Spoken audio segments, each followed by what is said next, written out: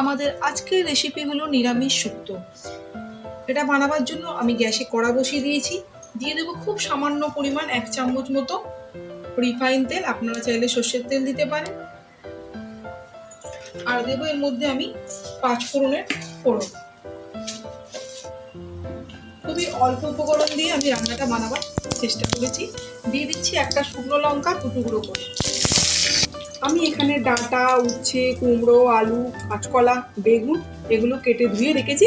এবার আমার তেলটা গরম হয়ে গেছে, ফোড়নটা ভাজা হয়ে গেছে, আমি এর মধ্যে এগুলো দিয়ে দেবো।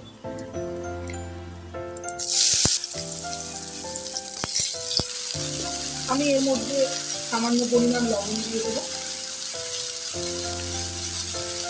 দিয়ে দিচ্ছি আমি 3 চামচ মতো লবণ।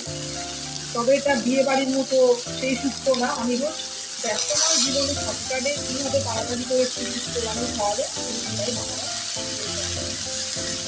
আর দিয়ে দেবো এর মধ্যে সামান্য পরিমাণ আদা।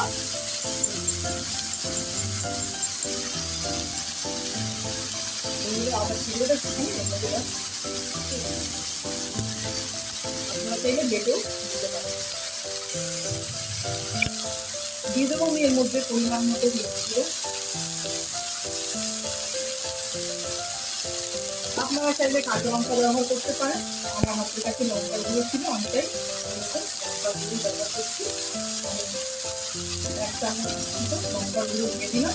আর দেবো সামান্য পরিমাণ ধনে, আমি 1/2 চামচ মতো ধনে দিয়ে সামান্য পরিমাণ জল দিয়ে মশলাগুলোকে আমি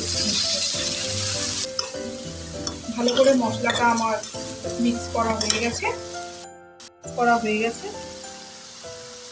মশলাটা আমার ভালো মতো মিক্স করা হয়ে গেছে। এবার আমি এর মধ্যে 1 কাপ মতো জল দিয়ে দেবো সবজিটা সিদ্ধ হওয়ার জন্য।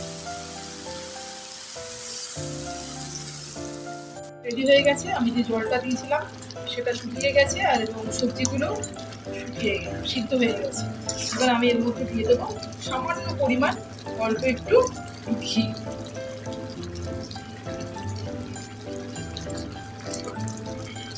শুক্তোটা আমার খাওয়ার জন্য পুরোপুরি রেডি হয়ে গেছে। গরম ভাতের সাথে এটা বানিয়ে খেয়ে দেখুন, খেতে খুবই ভালো লাগবে।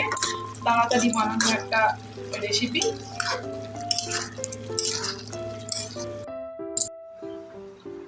তৈরি হয়ে গেল আমাদের শুক্তো রেসিপি।